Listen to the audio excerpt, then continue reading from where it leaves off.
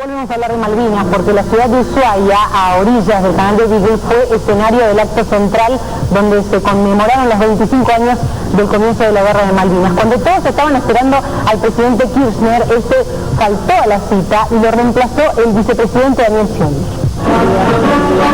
Señoras y señores, recibimos al señor vicepresidente de la Nación, don Daniel Osvaldo Scioli. A 25 años, el inicio de la guerra por las Islas Malvinas se recordó con distintos actos en todo el país. Como ya es costumbre, el acto central fue en Ushuaia, en Tierra del Fuego, aunque tuvo un condimento muy especial y fue la ausencia del presidente Kirchner. La información oficial dio cuenta de que Kirchner y su esposa decidieron permanecer en el Calafate y que no tenían previsto ese viaje. Sin embargo, horas antes, la ministra de Defensa, Emilia Larrey, había confirmado su presencia y lo esperaban otros ministros. Además, se había movilizado toda la estructura de la Casa Rosada que se utiliza para los viajes presidenciales. Por eso, quedó la sensación de que Kirchner no viajó para no pasar un mal momento por las protestas de empleados públicos, empezando por los docentes que se dan en Tierra del Fuego y su provincia, Santa Cruz. En lugar de Kirchner estuvo el vicepresidente Scioli. Convocamos al Reino Unido a que atienda los llamamientos internacionales y reanude las negociaciones de la manera indicada por Naciones Unidas en los términos claros y precisos de la resolución 2065. Ni la guerra ni el tiempo cambian la realidad. Las Malvinas son argentinas, siempre lo fueron, siempre lo serán. Y en la ciudad de Mar del Plata, excombatientes, autoridades municipales, militares y eclesiásticas, pero sin la presencia del intendente de la ciudad, Daniel Katz, también se realizaron homenajes a los caídos en la guerra de Malvinas. No me dio en aprieto, le pedí a mi hermano que en su ausencia me dejara hablar, y la verdad que la emoción dificulta mucho poder decir todo lo que uno tenía pensado. Durante 25 años, ¿qué podía decir un ciudadano de clase 63 que no fue a las Malvinas como yo, a sus compañeros de colegio, de facultad, de trabajo hoy,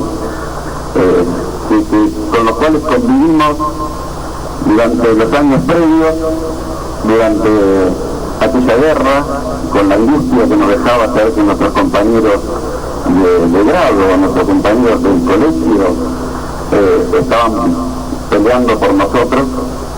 Y la verdad que luego de estos 25 años creo que las cuestiones estratégicas, diplomáticas, de política internacional vinculada a esta guerra se lo dejamos a los demás, a los que entienden. Nosotros de lo único que podemos hablar es del lado humano de la guerra, del reconocimiento y del afecto a nuestros amigos que en nombre de Mar del Plata y en nombre de toda la Argentina fueron a pelear a las islas, amigos con los cuales hoy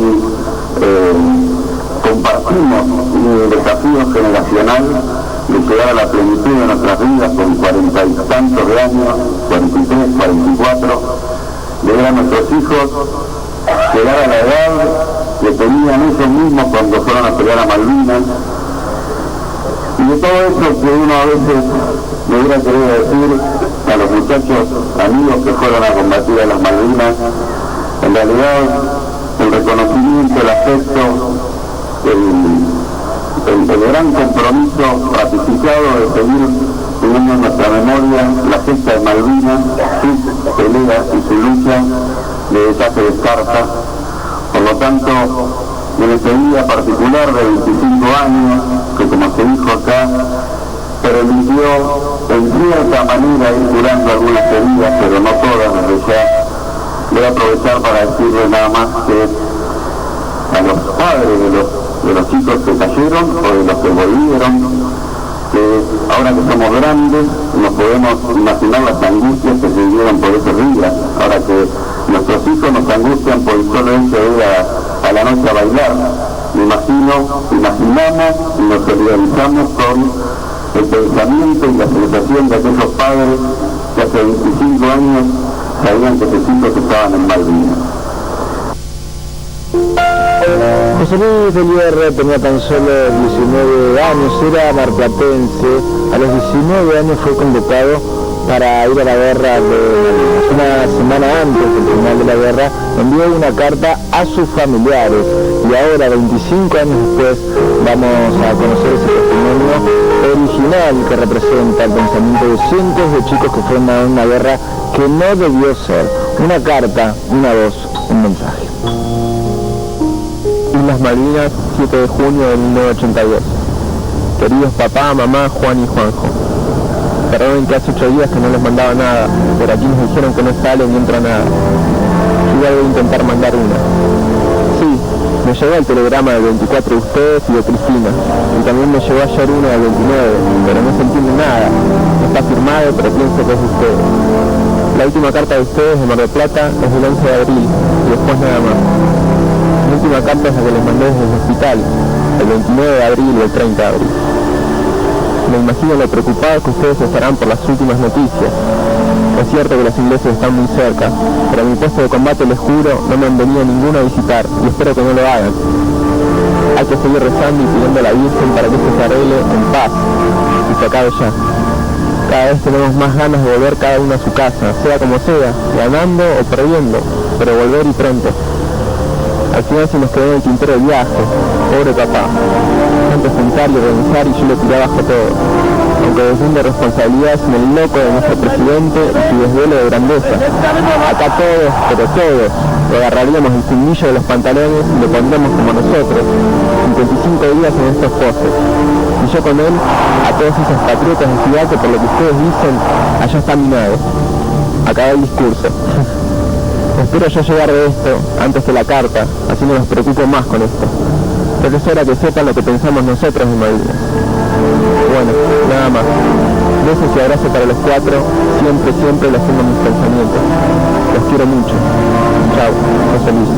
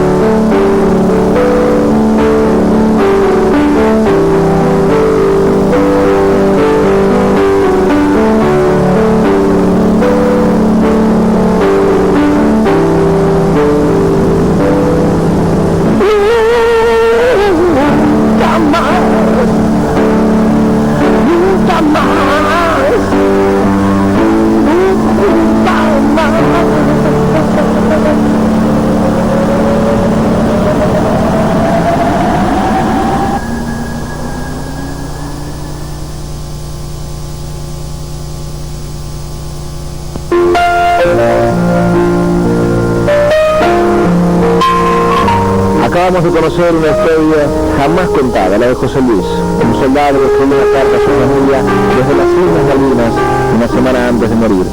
En instantes, en Telenoche, el testimonio de su hermano Juanjo, una carta, una voz, un mensaje. Hace 25 años nos llegaron las imágenes de Puerto Argentino con una bandera argentina precisamente en el mástil, una especie de prodigio de las comunicaciones, el lugar más renombrado y a la vez también donde el país se presentaba ante nuestros ojos como el resultado de una hazaña militar. Hoy las cosas se ven de otra manera y las islas también se ven de otra manera. ¿Cómo se vive hoy en Malvinas? ¿Qué piensan los isleños? ¿Cómo organizaron la resistencia civil? ¿Cómo viven los 28 argentinos que se afincaron allí? Miriam Lewin viajó a las islas para traer algunas de estas respuestas. Primera parte de este trabajo especial de Telenoche.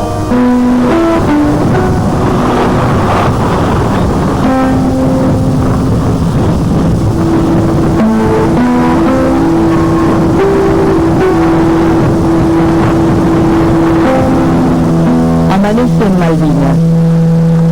El viento será nuestro compañero en todo momento.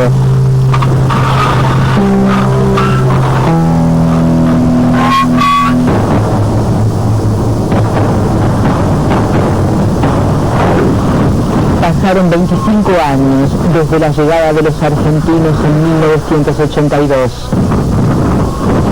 Graham Bound, historiador, recuerda muy bien ese día. The day really began the night before at about 7:30 when the ordinary people of the Falklands were told by the governor that the intelligence received from Britain indicated that the islands would be invaded the following morning. And you can imagine the horror, the fear, the complete shock.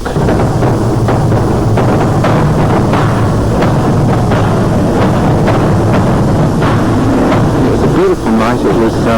It was an autumn night, and at that time of the year normally it would be very, very bad weather, and so we were just hoping that it would that a big wind would develop and that rain would come in horizontally and that would destroy any plans. But actually it was a beautiful night and it was a beautiful day, perfect day for an invasion.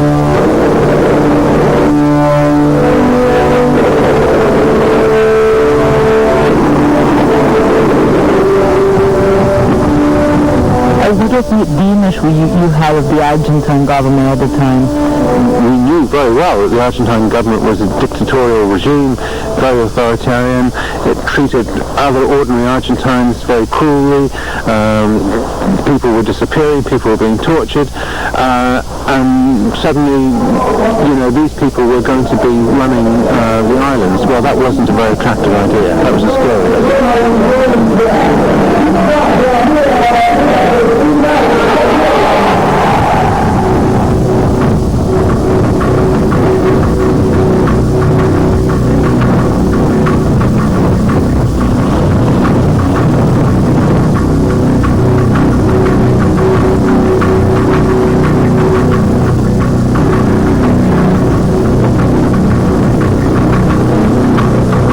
Hace 25 años que nadie se baña en estas playas paradisíacas.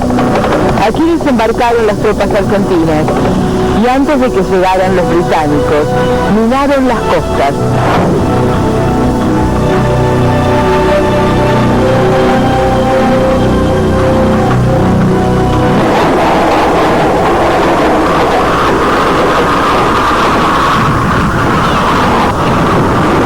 En la tienda para coleccionistas de Phil Middleton se encuentran estampillas, monedas y otras sorpresas.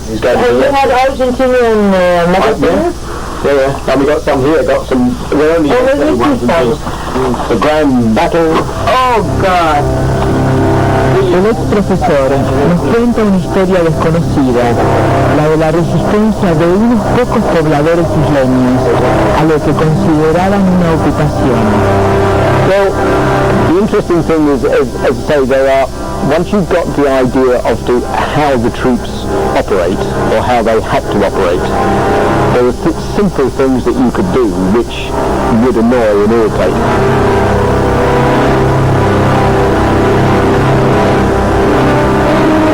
Cuando las autoridades militares enviaron tropas a hacer un censo civil, algunos pobladores decidieron no abrirles la puerta, solo para molestarlos.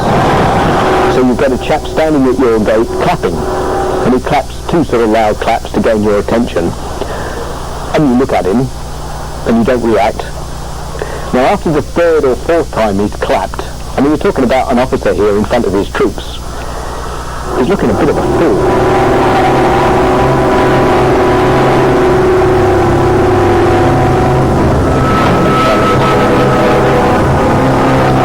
En confianza, nos cuenta que con una vieja cámara de fotos formó parte de un equipo de espionaje con el veterinario del pueblo. And because he had special pass to go to places where we couldn't go, he found all sorts of excuses to go and visit the animals around the place. And he would go and be looking at an animal. I would be the decoy because I would go off and start doing something to distract the troops somewhere. We did actually get round to producing a map, which at one point had a map of all the emplacements. ¡Gritos de bravo se escuchan!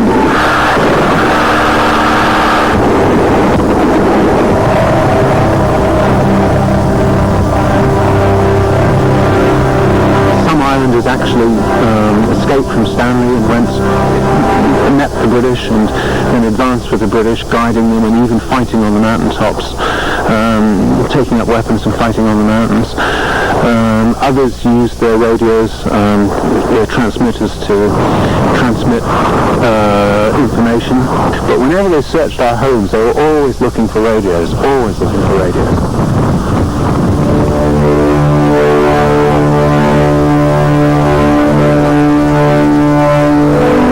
Había un militar argentino de fama tenebrosa entre los isleños. But they had a man who did instill fear, Major Patricio Dowling, who went around the islands. Wherever he went, he ended up frightening people and in a few occasions assaulting people, other occasions arresting people. I think everybody here had an interview with Major Dowling. Was he an intelligence agent? I presume he was. I mean, we never knew. He certainly had information about people. That possibly was the start of the whole, if we don't like you, then we'll take you back to Argentina and you disappear. Dowling había participado en la represión ilegal en el campo de concentración El Vesubio y está denunciado en la CONADEP.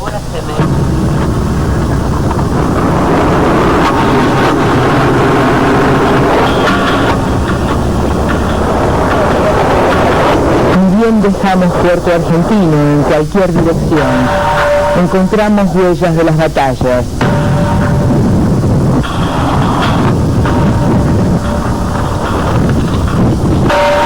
Ahora nos dirigimos a Monte London, donde todo recuerda los combates y las penurias sufridas por los soldados.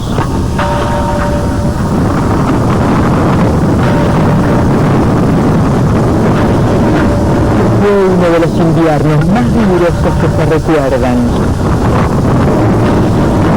Las trincheras argentinas están llenas de equipo militar deteriorado por el tiempo. Hay una manta, una cantimplora,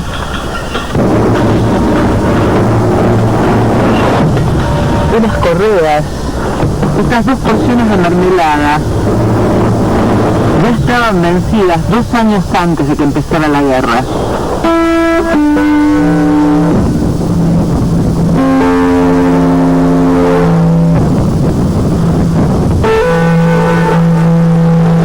Generally speaking, the young Argentine soldiers we felt sorry for. We were not particularly afraid of them. They didn't feel like instruments of terror. They just felt like people who were being exploited themselves and were suffering because of the bad management of the military system.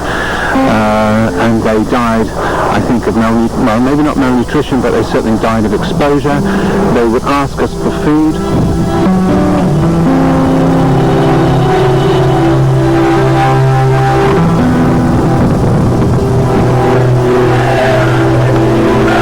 Argentine troops in here, certainly in Stanley, were starving. There's no doubt about that. But the only time they've ever been begging on the streets of Stanley is in the Argentine occupation. And that was by Argentine soldiers. When the rubbish went out in the drums, you had conscript soldiers, I'm saying conscripts, people saying conscripts, young soldiers going through the rubbish, finding bits of food.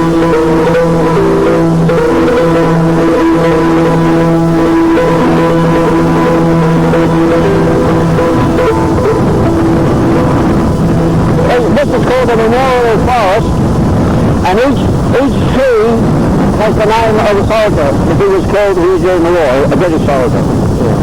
Johnny Blake llega en Malvinas 35 años. Es empresario de la pesca, pero fue funcionario político durante una década. Had the war not happened, that the Falklands would have become Argentine, optimists would say 5 years, pessimists would say 10. But it wasn't very far away. The population, we were losing whole percentages of the population permanently every week. So 1 or 2% of the population. Every time a Lardo plane flew out with 17 people, it was 1% of the population was leaving permanently.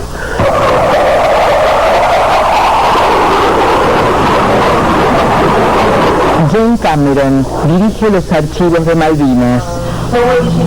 Recuerda muy bien la actitud del gobierno británico antes de la contienda.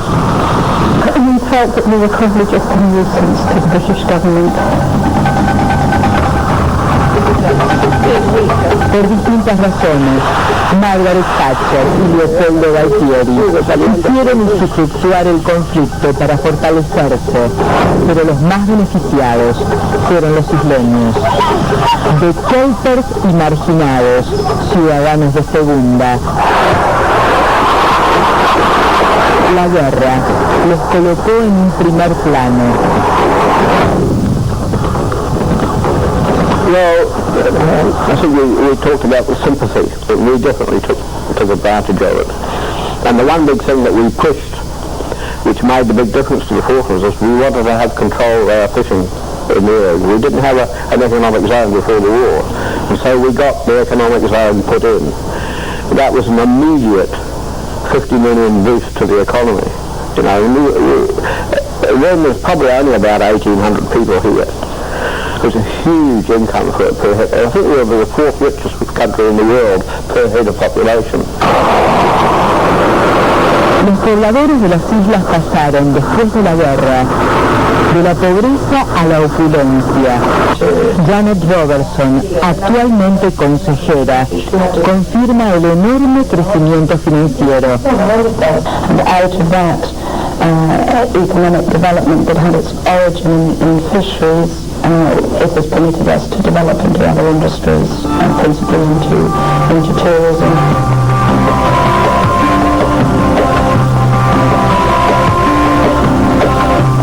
Cada vez que ancla un crucero, la población de 2.500 habitantes de Puerto Argentino se duplica y a veces alcanza las 6.000 personas.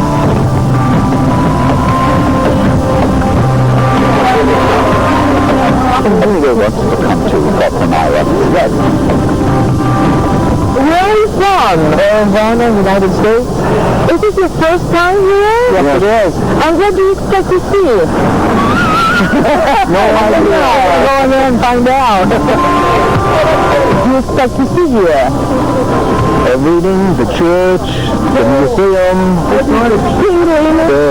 penguins.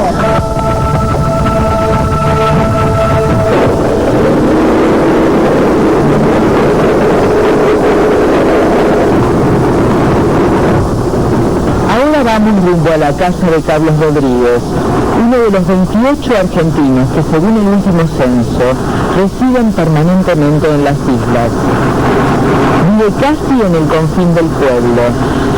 A un costado del camino nos sorprende un Unimog del ejército argentino.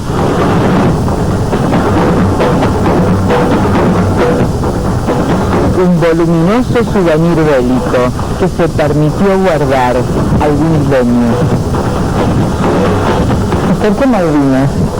Porque ella Tu mujer. Claro. Carlos tiene 2 trabajos y ningún día libre. ¿Cuánto te queda limpio en la mano por mes? Más o menos 1.700, 1.800, depende. ¿Y para qué te alcanza eso? El plato de la casa, el pago de la camioneta, combustible. ¿Es cara la vida acá? Sí, bastante. Si vos te pones a mirar el precio de una leche, por ejemplo, sería como, esta casi una libra, ¿no? Casi una libra, así que serían casi 6 pesos una leche. ¿Qué más es caro aquí? Todo. ¿Tuviste algún problema por ser argentino? No. ¿Me preguntan si sos argentino? Sí, yo directamente no soy argentino. Me dicen, ¿vos sos chileno? No, soy argentino. No, soy argentino, sí. O sea, en ningún momento me dijeron nada, ninguna palabra rara. O sea, hay que romper el tabú ese de que viene un argentino y le van a insultar o eso. No pasa nada. Nada, bueno.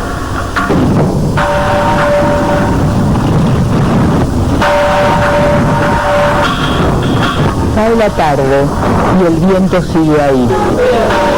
Los 4 pubs del pueblo se llenan de gente que bebe copiosamente hasta las 11:30.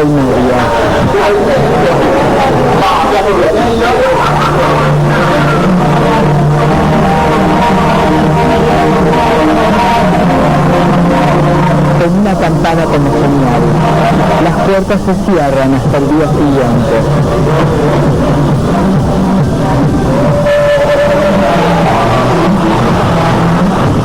La Constitución de las Islas habla de autodeterminación y ninguno de los isleños admite que son una colonia. Is he British? Yes. Yes, I'm a British Falkland Islander. You don't see what going on at all? No, not at all, because who are the oppressed peoples here? There are none. It's us, we chose our way of life.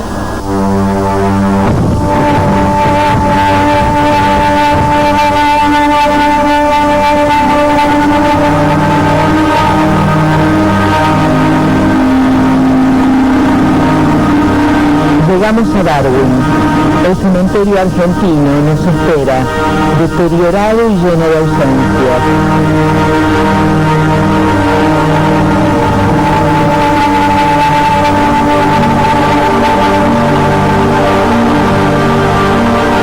Una guerra con heridas que todavía no cierran. Una guerra que a la luz de la historia nos alejó aún más de las islas.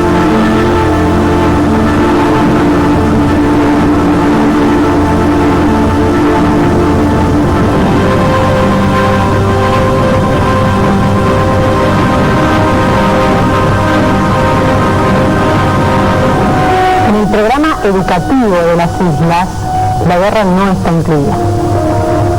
Pasaron 25 años y los malvinenses intentan hablar poco y nada de este conflicto. De hecho, las principales excursiones turísticas se centran en poco más que el avistaje de pingüinos. Solo tocan tangencialmente la historia de este conflicto. Pero hay un lugar en el que la guerra vuelve a hacerse presente y es en la base militar que Gran Bretaña construyó en las Malvinas. Por primera vez una cámara de la televisión argentina entró a ese lugar.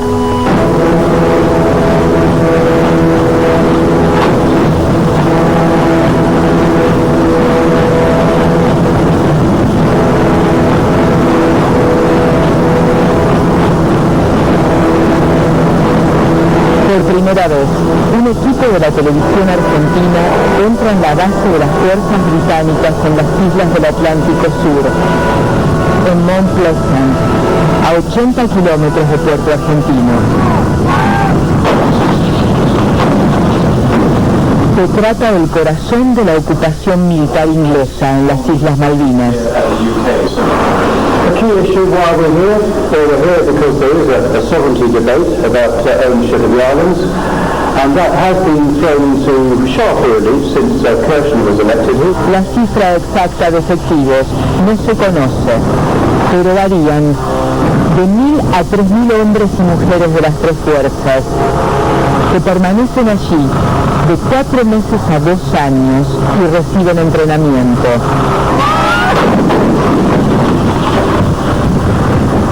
As we're well aware, the UK's position on sovereignty is that we won't negotiate on sovereignty until the islanders wish us to do so, and they don't wish us to do so for the time being. Se preparan para pelear en Irak y Afganistán. Pero mientras permanezcan en la base, la hipótesis principal de conflicto es la Argentina.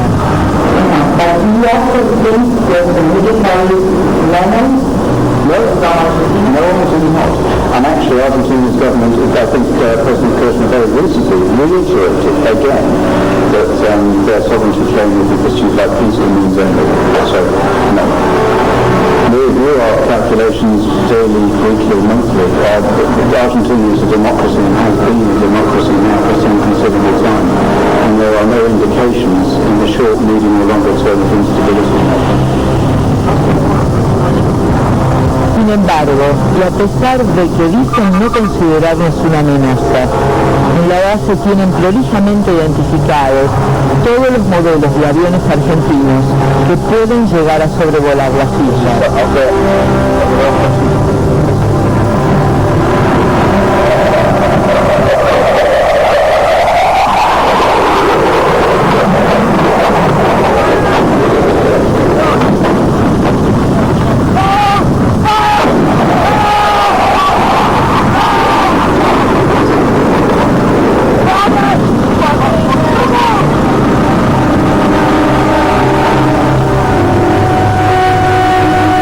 los modelos de los aviones que las fuerzas británicas tienen cuidadosamente relegados, no está el viejo A4Q que supo comandar Alberto Filippi. Exactamente, Filippi fue piloto de la Marina durante la guerra y en una de sus misiones tuvo que eyectarse de su avión, iba a 900 kilómetros por hora aproximadamente, después de ser alcanzado por un misil británico. Cayó en las aguas heladas de la bahía San Carlos, sobrevivió 3 días en el campo hasta que fue rescatado y protegido por el isleño Tony Blake.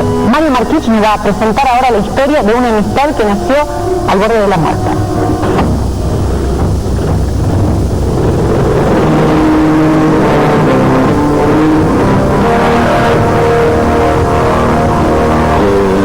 El 21 de mayo se recibió la información del desembarco de los ingleses en Puerto San Carlos.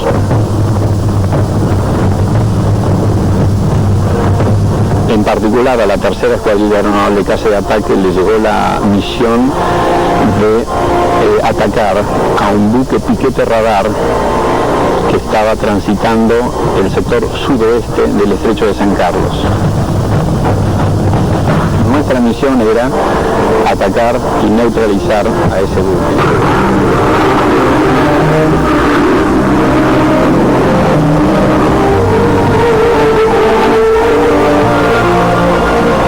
Estábamos dirigiéndonos a Puerto San Carlos, vemos los palos de una fragata detrás de un islote. Le comento a mis numerales, ellos ya la habían visto, y le ordeno atacar. Resultó ser una fragata tipo 21, es una fragata que se reconoce con una proa muy lanzada que tiene. Y cuando nos acercamos, bueno, empezaron a tirar con todo lo que tenían, ¿no?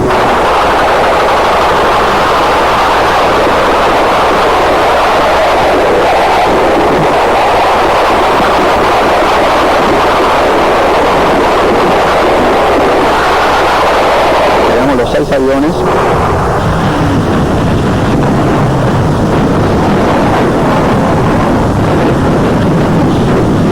todos tiramos nuestra munición.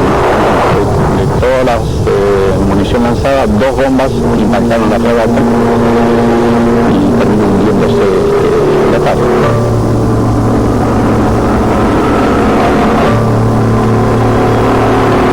Y no es posible esta época de tratar de multiplicar. Y como todo esto tiene que ver con tratar de crecer, ahí va tratando de crecer un poco para darle fuerza a los chicos de la guerra.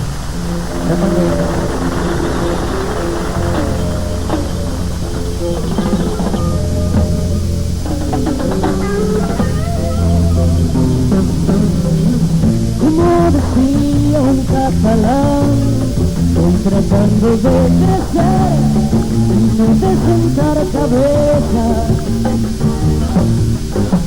Vive de barrio, buen tropero en la partida, un miembro más del circo desesperado, un punto en un planeta, un bicho que camina. Aún resuenan los acordes de la guerra en si bemol, sin ninguna melodía.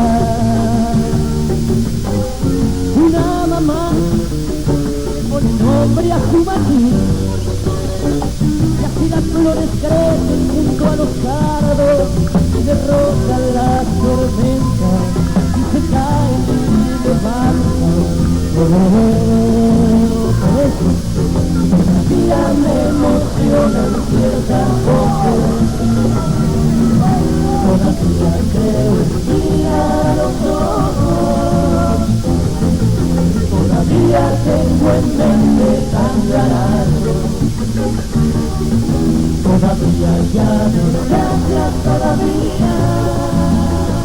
El sol quema la lengua de los lagartos, la verdad fue veneno para estripar. Y hay mucha... ¡Oh, no!